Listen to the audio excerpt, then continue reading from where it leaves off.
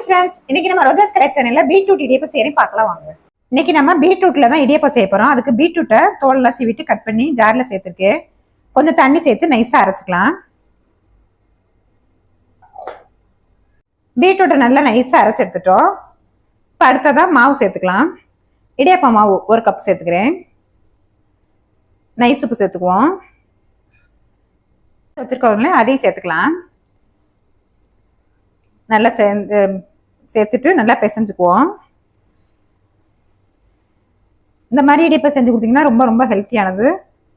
சின்னவங்கலேருந்து பெரியவங்க வரைக்கும் கேட்டு வாங்கி சாப்பிடுவாங்க. ரொம்பவும் சத்தானதும் கூட, டேஸ்ட்டும் நல்லா இருக்கும். நல்ல மாவு பிசைஞ்சாச்சு. இப்போ இடியப்ப கட்டியில் சேர்த்து இடியப்பம் புரிஞ்சுக்கலாம்.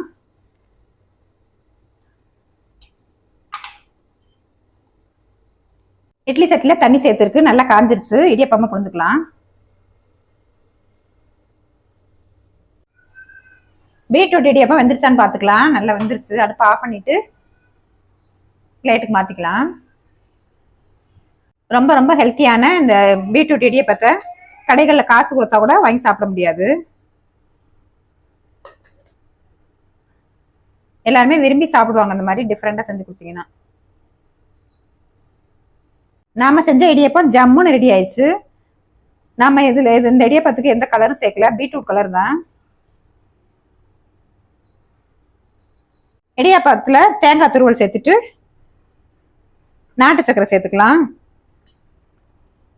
இல்ல தேங்காய் பால் கூட சேர்த்து சாப்பிடலாம்.